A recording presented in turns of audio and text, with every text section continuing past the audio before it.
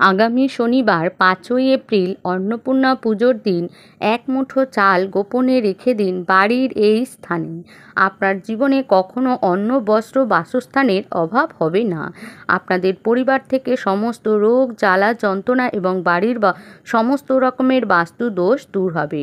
নতুন বছরে অর্থ ও সৌভাগ্যের দরজা খুলে যাবে মা অন্নপূর্ণার আশীর্বাদে। পরিবারের প্রত্যেক ব্যক্তির জীবনে মঙ্গলময় হয়ে উঠবে। বন্ধুরা, আজকে আলোচনা করব মা অন্নপূর্ণা পুজোর দিন বিশেষ একটি উপায়ের কথা। মা দুর্গার আরেক রূপ হলেন মা অন্নপূর্ণা। মা অন্নপূর্ণা অন্নদা নামেও পরিচিত। মা অন্নপূর্ণাকে বলা হয় অন্নদাত্রী, তিনি শক্তির অপর রূপ। মা অন্নপূর্ণার এক হাতে থাকে অন্নপাত্র এবং অন্য হাতে থাকে হাতা। বাসন্তী পুজোর অষ্টমী তিথিতে মা অন্নপূর্ণার পুজো করা হয়। অন্ন শব্দের অর্থ হলো ধান, আর পূর্ণ কথার অর্থ হলো পূর্ণ। নানা পৌরাণিক গ্রন্থে দেবী অন্নপূর্ণার উল্লেখ আছে। নানা কাহিনী প্রচলিত হচ্ছে মা অন্নপূর্ণাকে নিয়ে। তার মধ্যে অন্যতম হলো কাশী উপাখ্যান। পুরাণ মতে বিবাহের পর শিব ও পার্বতী সুখে দাম্পত্য জীবন কাটাচ্ছিলেন কৈলাসে, কিন্তু আর্থিক অনটনের জেরে শুরু দাম্পত্য কলহ। ভোলানাথের সাথে দেবী পার্বতীর মতবিরোধ শুরু হয়। মাতা পার্বতী কৈলাস ত্যাগ করে চলে আসেন। সেই সময় দেখা যায় মহামারী ও খাদ্য কষ্ট। ভক্তরা আকুল হয়ে পড়ে। তারা দেবাদিদেব মহাদেবকে ডাকতে থাকেন। এই সময় ভিক্ষার ঝুলি কাঁধে তুলে নিয়ে ছিলেন মহাদেব, কিন্তু দেবী পার্বতীর মায়ার কথাও ভিক্ষায় জোটে না তার। তখন শোনা যায় কাশীতে এক নারী সকলকে অন্নদান করছেন। দেবাদিদেব মহাদেব সেইখানে উপস্থিত হলে মাকে চিনতে একটুও অসুবিধা হয় না মহাদেবের। মায়ের কাছে ভিক্ষা প্রার্থনা করলে সেই ভিক্ষা গ্রহণ করেন মহাদেব। মহামারী ও খাদ্য অভাব থেকে পুরো ভক্তকুলকে রক্ষা করেন তিনি। এরপর কাশীতে মা অন্নপূর্ণার মন্দির স্থাপন করা হয়। চৈত্র মাসের শুক্ল পঞ্চমী তিথিতে সেই স্থানে মায়ের আবির্ভাব হয়েছিল। সেই থেকে কাশীতে মায়ের পুজোর প্রচলন হয়, যা আজ অন্নপূর্ণা পুজো নামে বিখ্যাত। বন্ধুরা, আজকে আলোচনা করব অন্নপূর্ণা পুজোর দিনের একটি বিশেষ উপায়ের কথা। সেটি যদি করতে পারেন সঠিকভাবে, তাহলে সারা জীবন রাজার হালে থাকবেন। জীবনে কখনো অন্ন, বস্ত্র, বাসস্থানের অভাব হবে না। পরিবার থেকে রোগ, জ্বালা, যন্ত্রণা সমস্ত কিছু দূর হবে। বন্ধুরা, আমরা প্রত্যেকেই জানি বাসন্তী দুর্গা পুজোর অষ্টমী তিথিতে মা অন্নপূর্ণার পুজো হয়। তাই এই বিশেষ দিনটি কিন্তু অষ্টমীর মতোই করেই পালন করবেন। আমরা শারদীয়ার অষ্টমী তিথিতে যে সমস্ত নিয়মবিধি পালন করি, আপনারা চেষ্টা করবেন মা অন্নপূর্ণার পুজোর দিন সেই একই রকম নিয়মবিধি পালন করতে। মা অন্নপূর্ণা হলেন অন্নদাত্রী দেবী।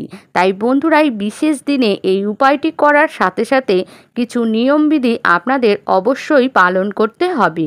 বন্ধুরা, যদি আপনাদের বাড়িতে মা অন্নপূর্ণার ফটো থাকে, দেবাদিদেব মহাদেবের সাথে তিনি মহাদেবকে অন্নদান করছেন, এই রকম কোনো একটি ফটো থাকে, তাহলে দেবী মায়ের পুজো অবশ্যই করে নেবেন। যদি না থাকে, তাহলে আপনার ঠাকুরের সিংহাসনে মাতৃশক্তির যে রূপের ফটো বা বিগ্রহ আছে, সেইখানেই মা অন্নপূর্ণাকে স্মরণ করে সেই দিন বাড়িতে পুজো করবেন। যদি তাও না থাকে, তাহলে দেখবেন পাশাপাশি বাসন্তী দুর্গা পুজোর অন্নকূট উৎসব হয়। এই অষ্টমী তিথিতে বাসন্তী দুর্গা পুজোর এই স্থানেও গিয়েও মা অন্নপূর্ণার কাছে পুষ্পাঞ্জলি দিতে পারেন, বা মা দুর্গার বিশেষ পুজো এই অন্নপূর্ণার পুজোর দিন দিয়ে আসতে পারেন। এবার জেনে নেব বিশেষ উপায়টির কথা। এই উপায়টি করতে হবে আপনার বাড়ির যে ঠাকুরের সিংহাসন আছে বা ঠাকুরের স্থান আছে সেইখানে।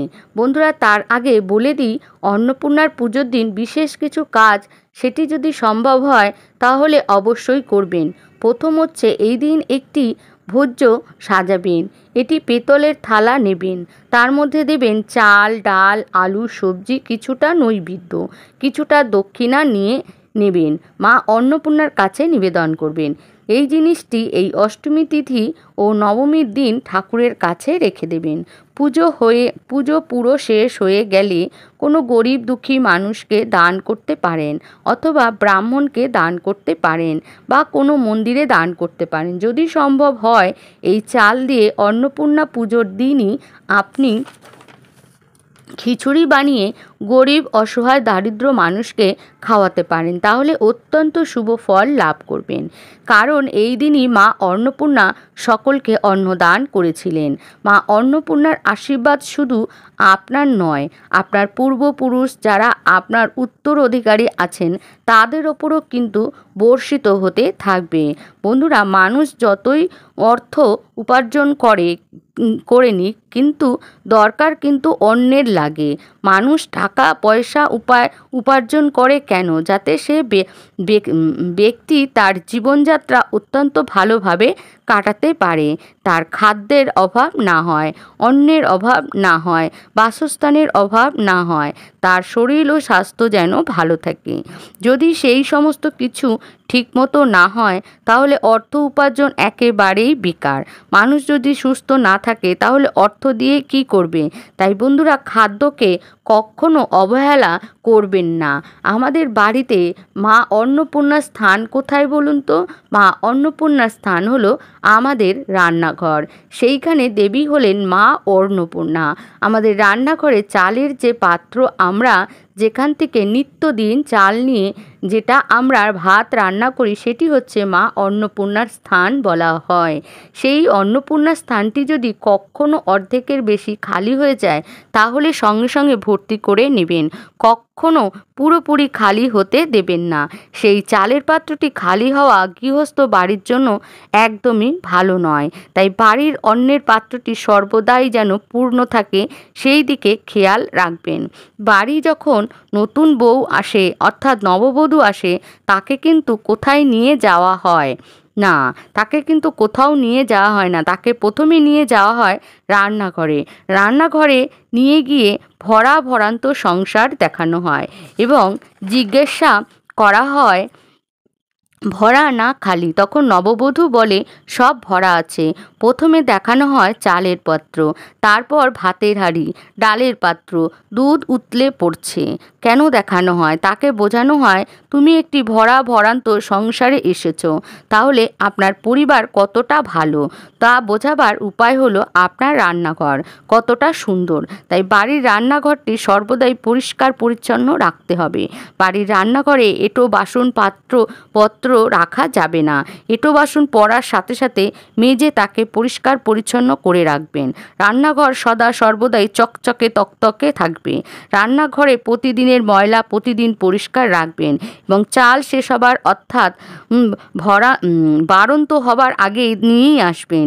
এটি সুগৃহিণীর লক্ষণ। চাল বাড়ন্ত হবার আগেই চাল নিয়ে আসলে চাল যদি ফুরিয়ে যায় এটা বলা উচিত নয়, এটা আমরা উল্টো করে বলি চাল বাড়ন্ত হয়ে গেছে। তাই বন্ধুরা, চাল কখনো বাড়ন্ত হতে দেবেন না। চাল বাড়ন্ত হবার আগেই চাল নিয়ে আসবেন। এবার আলোচনা করব সেই বিশেষ উপায়টি। তার আগে খুব সকাল সকাল ঘুম থেকে উঠে বাড়ি ঘর দুয়ার পরিষ্কার করে নেবেন। তারপর স্নান করে পরিষ্কার বস্ত্র পরিধান করে সারা গায়ে গঙ্গার জলে ছিটা দেবেন। এই দিন নিরামিষ আহার গ্রহণ করবেন। এই পবিত্র দিনে চুল দাড়ি নখ কাটবেন না। বন্ধুরা, এটি আপনারা করবেন না। আপনাদের ঠাকুর ঘরে তার আগে ঠাকুরের ঘরটি পরিষ্কার করে নেবেন।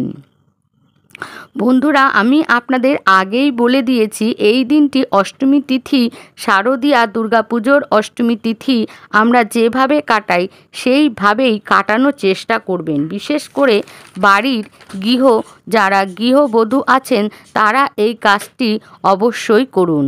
যদি মা অন্নপূর্ণার ফটো থাকে তাহলে সেইখানে পুজো করতে হবে।